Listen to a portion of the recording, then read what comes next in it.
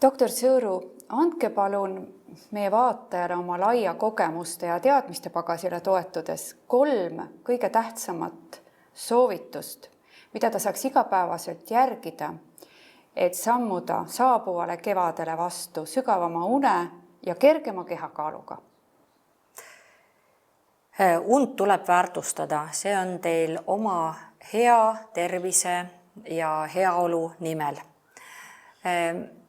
Liikuma peab ja toituma peab ja kui on unehäire, mis on kestnud üle 1 kuu ja millega ta ei ole ise hakkama saanud, siis võiks abi paluda.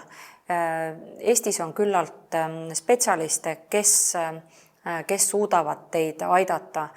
On ta siis apteeker, on perearst, on eriarst, alati võib pöörduda, alati võib abi küsida. Tänan teid, doktor, nende huvitavate mõtete ja kasulike nõuannete eest. Aitäh! Palun!